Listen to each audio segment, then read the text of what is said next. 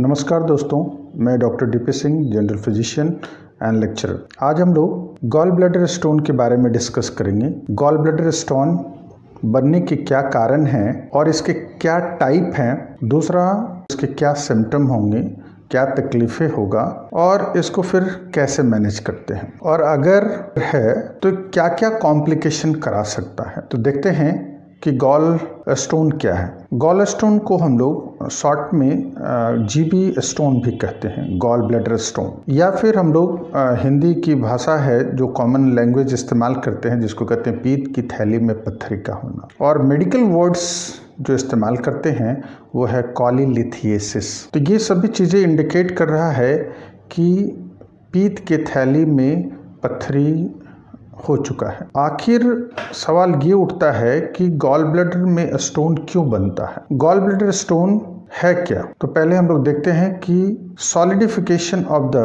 Bile in the gall bladder is called gall stone. जो bile है gall bladder के अंदर वो सॉलिड हो जाता है। तो ये सॉलिड कहता है कि बहुत तरह के हो सकते हैं, छोटे छोटे पीस में हो सकते हैं, एक बड़े पीस में भी हो सकते हैं।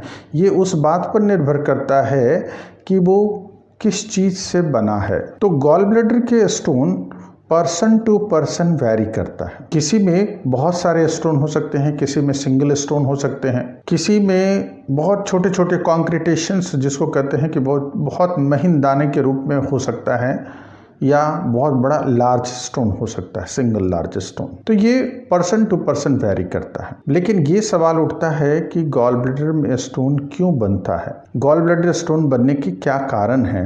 तो सबसे पहले बात आता है कि excess cholesterol in the bile के अंदर एक्सेस कोलेस्ट्रॉल होने के कारण हो सकता है। दूसरा कारण है कि एक्सेस बिलिरुबिन इन बाइल। तो बाइल के अंदर अगर बिलिरुबिन की मात्रा अधिक हो जाए, बिलिरुबिन की मात्रा अधिक होने से ये गॉल स्टोन बनने की प्रक्रिया तेज हो सकता है या गॉल स्टोन बन सकता है। तो बिलिरुबिन बहुत सारे कारणों की वजह से, हीमोलिटिक डिजीज़ की वजह से हो सकता है, या फिर लिवर डिजीज़ के कारण बिलिरुबिन के प्रोडक्शन हो सकते हैं। और तीसरा कारण है कि गॉल ब्लैडर ऑब्स्ट्रक्टेड हो जाए, या फिर कहे कि तीसरा कारण गॉल ब्लैडर का कंप्लीट एम्प्टी नहीं होना। अगर बाइल लंबे समय तक गॉल ब्लैडर में पड़ा रहता है तो गॉल ब्लैडर के अंदर बाइल का कंसंट्रेशन बढ़ता रहता है। गॉल ब्लैडर का काम है कंसंट्रेट द बाइल को कंसंट्रेट करता है, और लंबे समय तक कंप्लीट एम्प्टी नहीं हो अगर गॉल ब्लैडर, तो गॉल स्टोन बन सकता है। क्योंकि जब हम जान रहे हैं कि गॉल ब्लैडर के अंदर बाइल का कंसंट्रेशन होता है, तो अगर लंबे समय तक वो एम्प्टी नहीं हुआ तो हाईली कंसंट्रेट होने के कारण वो स्टोन बना सकता है। तो ये सभी कुछ कारण हैं। सबसे पहले तो ये जानना चाहिए कि ये गॉल ब्लैडर है क्या। गॉल ब्लैडर एक ऑर्गन्स है जो हमारे बॉडी के राइट साइड में अपर एब्डोमेन में मौजूद रहता है, या अगर हम लोग मेडिकल वर्ड्स में इसको जाने तो इसको कहते हैं राइट हाइपोकॉन्ड्रिक रीजन्स। लीवर के राइट लोब, लीवर के दो लोब्स होते हैं, left lobe and right lobe, तो राइट लोब के नीचे पड़ा रहता है। और ये गॉल ब्लैडर का काम है कि लीवर में जो बाइल जूस है, बाइल जूस मीन्स की डाइजेस्टिव जूस, ये कंटिन्यूअस बनता रहता है और ये हमारे गॉल ब्लैडर के अंदर स्टोर होता रहा। तो gall bladder store bile juice and concentrate, और जब हमें डाइजेशन की ज़रूरत होती है, जब हम खाना खाते हैं, तो एक उसको फीडबैक आता है। अब यहाँ से गॉल ब्लैडर कॉन्ट्रैक्ट होता है और उसके अंदर जितने बाइल्स होते हैं सभी बाहर की ओर निकल करके इंटेस्टाइन में डाइजेशन के लिए पहुंच जाता है। अगर हम लोग थोड़ा सा इसके बारे में विशेष जानने की कोशिश करें तो लीवर के दो लोब जैसे हमने बात किया, तो ये राइट लोब और लेफ्ट लोब, तो इसमें से दो डक्ट निकलते हैं जिसको कहते हैं right hepatic duct and left hepatic duct, और ये दोनों मिलकर के बनाते हैं common hepatic duct. Common hepatic duct नीचे उतर करके कॉमन बाइल डक्ट के रूप में बनता है, और उसके पहले एक जो गॉल ब्लैडर है उसके लिए बनता है सिस्टिक डक्ट। और सिस्टिक डक्ट के जरिए ही गॉल ब्लैडर के अंदर बाइल पहुंचता है। और जब फिर गॉल ब्लैडर में कॉन्ट्रैक्शन होता है तो ये बाइल सिस्टिक डक्ट के होते हुए वो कॉमन बाइल डक्ट के नीचे उतरता है।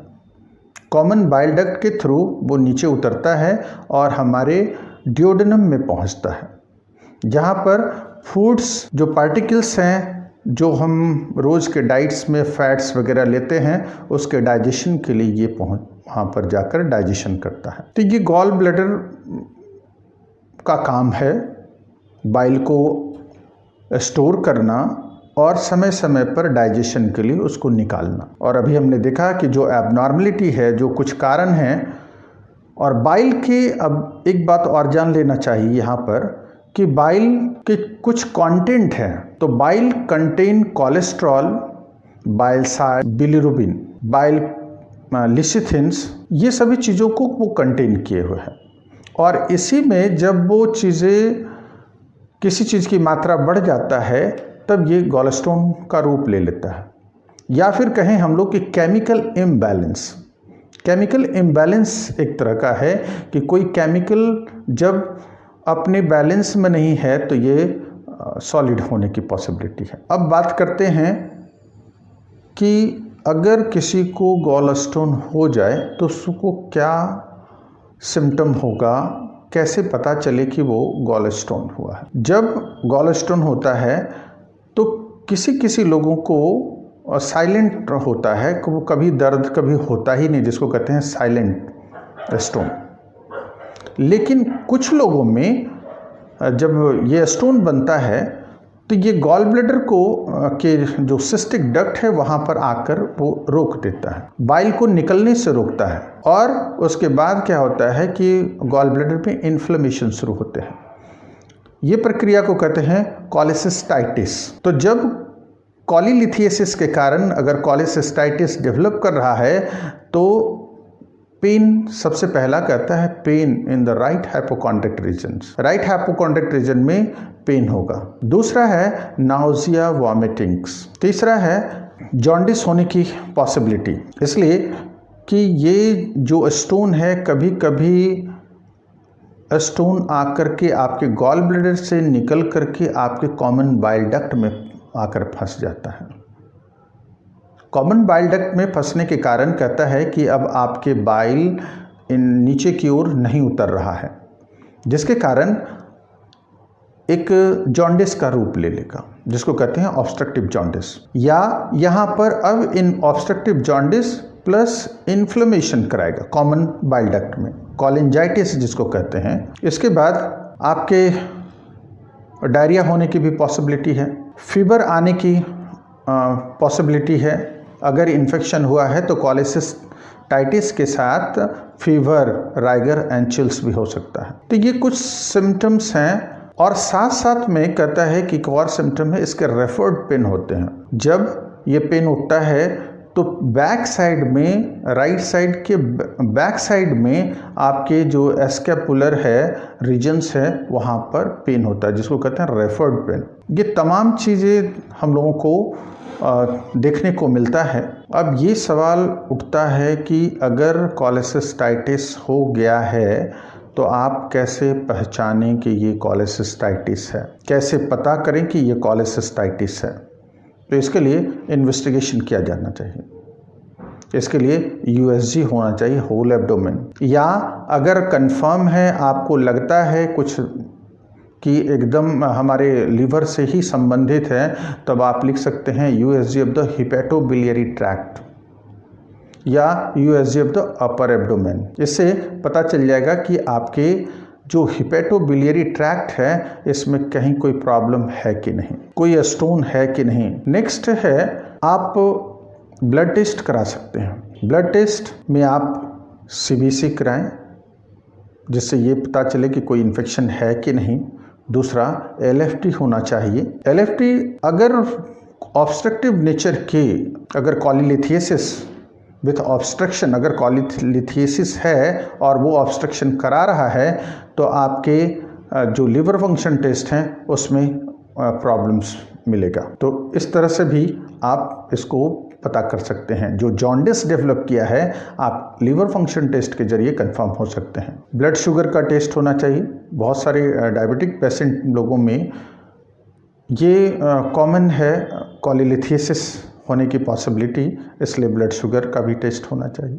अब हम लोग गॉल ब्लैडर स्टोन के मैनेजमेंट के बारे में देखें कि क्या मैनेजमेंट करना चाहिए और कैसे मैनेजमेंट करना चाहिए। जब कभी भी आपको गॉल स्टोन के बारे में पता चलता है तब इसमें सर्जिकल प्रोसीड्योर के जरिए गॉल ब्लैडर को निकाला जाता है। तो दो टेक्निक हैं जिसके जरिए ये ऑपरेशन किया जाता है, एक मिनिमल इन्वेसिव टेक्निक के जरिए और एक ओपन सर्जरी के जरिए। जो मिनिमल इन्वेसिव टेक्निक है जिसमें छोटे छोटे छेद के जरिए पेट के ऊपर बनाया जाता है और उसमें से गॉल ब्लैडर को निकाल लिया जाता है, जिसको कहते हैं लेप्रोस्कोपिक कोलेसिस्टेक्टोमी। और दूसरा है जिसको कि ओपन सर्जरी कहते हैं, तो ओपन कोलेसिस्टेक्टोमी, जिसमें कि बड़ा चीरा पेट के ऊपर लगता है राइट साइड में और उसके बाद उस गॉल ब्लैडर को निकाला जाता है। कुछ लोगों में कुछ गॉल स्टोन का ट्रीटमेंट्स कुछ मेडिसिन के जरिए भी करते हैं, अगर वो कॉन्क्रीटेशन है तब। अगर बड़ा सा स्टोन है तो हर हाल में सर्जरी के जरिए ही निकाला जाएगा। अगर कॉन्क्रीटेशन है, छोटे छोटे अभी स्टोन्स हैं, तो इसमें कुछ मेडिसिन्स हैं जिसका इस्तेमाल किया जाता है। इसके लिए आपको अपने नज़दीकी जो डॉक्टर्स हैं, जो सर्जन हैं, उनसे मिलकर बात करना चाहिए और उसके बेहतर इलाज के बारे में जानना चाहिए। तो मुझे आशा है कि आप लोगों को कॉलीलिथियासिस के बारे में जो बताया गया है, ये पूरी जानकारी आप लोगों के लिए बहुत ही अच्छा रहा होगा। इसे ज़्यादा से ज़्यादा शेयर करें और लाइक करें। धन्यवाद।